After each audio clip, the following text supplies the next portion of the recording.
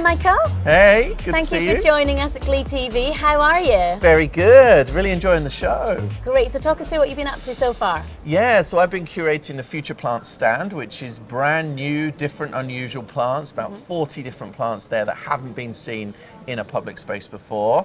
Amazing. I'm also due to do some different talks today. I'm on a panel regarding inclusivity, also doing some marketing talks too, and 2-minute sales as well. Oh, brilliant. Yeah, Yeah. one to watch. I'm going to come see that. So talk to me about some of the most exciting new plant varieties that you think garden retailers should be aware of. So I think first of all, on the Future Plant stand, we've got the begonia Space Stars, Okay. which is a range of 50 different begonias, some bred in Wales, some bred in the US, some in the Netherlands, which are indoor-outdoor begonias. So this opens up 2 different markets at the same time. Also, for a begonia, it can be grown in sun as well as shade, so that's a very interesting family of plants. Aside from that, I would say also in the indoor-outdoor sphere is a new Euphorbia, the Queen series from Denmark. These are fantastic, and these have been bred from a very small succulent for indoor windowsill growing to a big outdoor bedding patio plant that can also be used inside as well. Also, we've had a lot of interest in wild botanical looking plants as well. We've got some new verbena there that kind of are great for wildlife, and they don't look like your typical garden centre plant, but I think you're going to see that change where the consumer is really looking for a more botanical look in the garden. But that's obviously then in the garden centre, we want something that's small, looks very neat. So I think we're going to need to meet them halfway at some point with some of these plants. Okay, interesting. Now, we know you as Mr. Plant Geek. We know you've got a social media following. Talk to me about the importance of social media when it comes to promoting new plants to the gardening community. Yeah, well, social media is a platform that I don't think we've quite embraced yet when it comes to launching brand new plants, because the audience is there. There are so many Instagram influencers and content creators that are doing a lot with how-to for plants and kind of, you know, how to water your orchid, you know, how to make a pallet cover for your bins outside.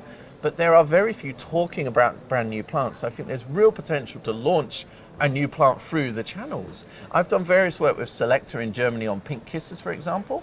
Probably one of the most well-known marketing campaigns of any plant. And this, we've then pushed and enhanced that through social media. Consumers then putting the hashtag on their plant pictures as well. So kind of rounding off that whole experience. But I think it's still very untapped when it comes to new plant launches. Lots of potential. Yeah. In your experience, what would you say are the key factors that garden retail businesses should consider when they're selecting some new plants? Well, it's kind of, I know there's always that kind of real passion and need to have a plant that looks good on the garden centre bench. But I'm wondering if, because a lot of plants are not really bought at their best stage when they're in flower, because of course to the consumer, this plant is already at its peak in some ways. So it could be that we start to embrace living labels. I know this is logistically a little bit difficult, but in the case of anthuriums, for example, the lovely snapdragons you probably grew as a kid, these are much better planted when they're in leaf. So what you would have is all the plants in leaf on the garden centre bench at their prime moment for planting, but a specimen plant in the centre of the bench showing what it looks like in flowers. So this is logistically big, but it could really change the way we buy plants and get the best out of them. And it could also mean that in the case of the more botanical plants that I talked about earlier, we could then sell those at the size where they look maybe a little bit neater, a little bit tidier, easier to plant, but then we show what they become. And I think consumers are really going to move towards wilder looking plants that are better for wildlife and fill more gaps in the border as well. A lot of plants are far too small when the consumer then has a lot of bare ground. That's more weeding, that's more watering as well. So you're kind of leading on to my next question, which is talking about the upcoming plant trends. So you've kind of touched on a few, but what do you think is going to have the most significant impact moving forward? I think it's really that focus on wildlife, and I think we're really going to potentially see a little bit of pressure towards bedding plants, you know, your typical marigold, kind of the bedding plants that many of us, you know, everyday gardeners are very familiar with. But I think we're going to start to look at the sustainability of those plants, because they're only, you know, they're bred to flower for just 2 to 3 months of the year and then they're gone.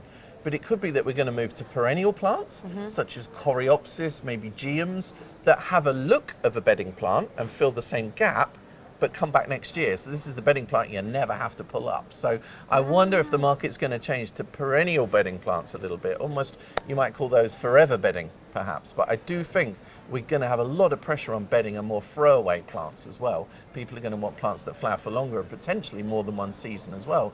But of course, that means kind of less sales. So kind of we might need to then meet that somewhere in the middle. But I think the consumer is going to have more conscience when it comes to the type of plants they buy, and also plants that are good for pollinators as well. And that doesn't mean the end of double flowered plants, but it means consumers knowing there's a balance of plants in the garden, and also going for a lot of open face flowers good for pollinators, as well as the more fancy ones that are good for themselves. So I think we'll be planting for pollinators, but also for ourselves in the garden. There's two different ways. So it's kind of informing and educating the consumer in terms of the different benefits, but also the different rewards. Of course, and really give them very clear guidance on this as well. And I think sometimes with maybe the peat-free conversation, we haven't always made it clear to the consumer why we've changed this, what to do now, kind of what to look out for too. And kind of there's almost been a little bit, in my opinion, a little bit too much guilt around the change to peat-free. And maybe we need a lot clearer messaging to kind of help consumers on the way.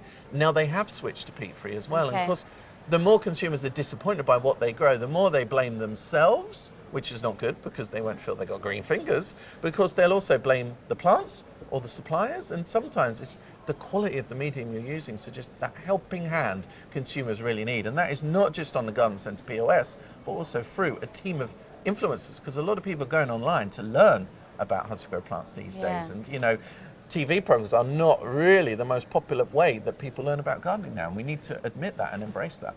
Brilliant. Thank you so much. Thank you. Enjoy the rest of your time at the show, and I'm looking forward to coming and seeing you on the stage. Brilliant. Thanks, See you Michael. there. Thank you.